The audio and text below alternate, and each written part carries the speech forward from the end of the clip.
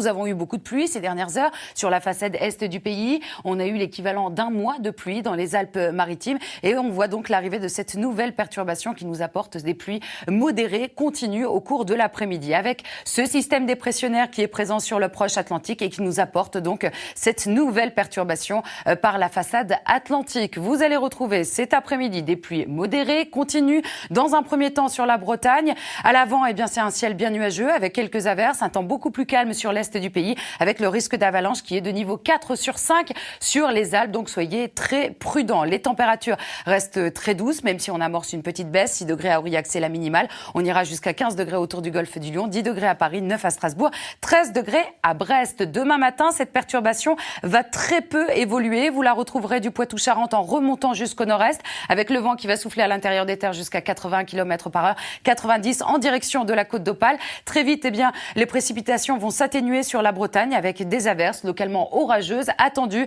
essentiellement dans l'après-midi. Beaucoup plus de soleil dans le sud du pays, mais avec des entrées maritimes qui se dessinent autour du golfe du Lion. Les températures vont s'échelonner en matinée de moins 2 degrés à Grenoble jusqu'à 12 degrés dans le nord-ouest. Et dans l'après-midi, nous serons 5 à 10 degrés au-dessus des moyennes de saison, 13 à Paris, 11 à Strasbourg, 9 degrés à Grenoble pour la minimale. On ira jusqu'à 17 degrés sur le Pays Basque, 16 degrés à Bordeaux et 13 degrés donc sur la Bretagne. La suite du programme avec une amélioration qui va se confirmer, mais petit à petit. Mardi, on aura cette nouvelle dégradation sur la Bretagne avec des averses localement orageuses, très peu de cumul attendu, un ciel bien nuageux dans tout le nord-ouest du pays avec quelques averses, de belles éclaircies tout de même des Pyrénées en remontant jusqu'au nord-est, des entrées maritimes qui vont donner cette fois-ci quelques précipitations autour du golfe du Lion, les températures qui resteront encore élevées, une moyenne de 13 degrés sur la moitié nord, 15 degrés dans le sud. Mercredi, ça s'atténue au niveau des précipitations, encore quelques averses attendues sur la Bretagne, un ciel nuageux sur le reste du pays, beaucoup plus de nuages encore une fois sur le Languedoc-Roussillon en remontant jusqu'aux Cévennes.